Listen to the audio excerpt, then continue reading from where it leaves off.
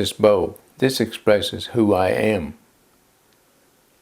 Just try to keep our old traditions alive. Don't lose that, because if we lose that, we've lost everything. They call it a ceremonial bow that was usually carried in the war dance, but you don't see it no more. I've been making the bow about 30 years, I guess. The way I grew up, I didn't have everything, but you could probably refer to it as being poor.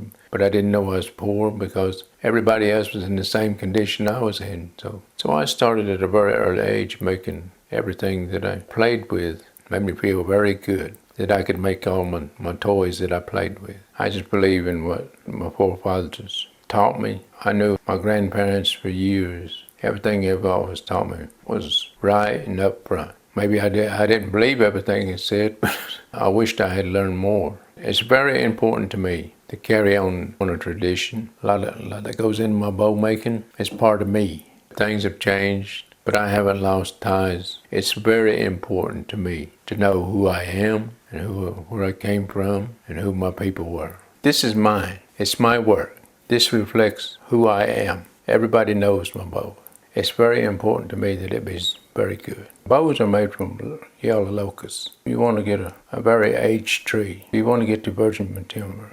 And the higher you select it on a mountain, the better you are. Why? It's because it experiences the wind from all directions. So the tree has been shaken in all directions when it sits on top of the mountain. And also you want to cut your material at the dark moon, what we refer to as new moon. Because when you cut it at that time period, it can be very flexible. You can bend it any way and it doesn't break. Then I make my own bowstrings too. These are made from artificial sinew. I just twist them up. So it just tightens up when I pull it. It doesn't slip back out. Arrows, most of the arrows are made from river cane. Feathers, they come from the wild turkey. They're not glued on, they're tied. The bows that I make, or if you want to hunt with it, you can hunt with it. For hunting, it doesn't really take that much. You can take anything from 45 pounds all the way up to 60 pounds. It all depends on where you hit the animal. You want to hit him right there. You know, that's your heart place. You want to be as quiet as possible. Take away this old human scent. So whenever you approach the animal, he's not going to know you're in the area. So when you approach him and he doesn't know you're around and you shoot him, he's going to drop right there.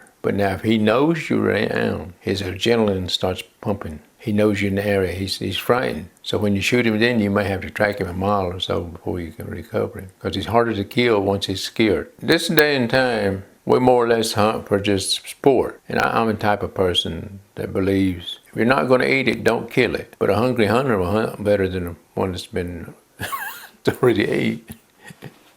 It's not that you have to go out there and kill this to carry on the tradition. Only take what I need. That was the Indian's way of life. He never overkilled. He only took what he needed, and he made good use of everything that he took. My dad, he started out with the blowguns, He did a lot of this just to make ends meet sometimes. So I watched him a lot of times make all of these. He even helped him make the blowguns, the darts. And Cherokee never had a peace pipe. It is more or less a ceremonial pipe. My father, he did a lot of stone carving. The more I worked on it, the more interesting it became. So I started making what we call a ceremonial pipe. I try to do the best that I can with what I have and try to use it wisely.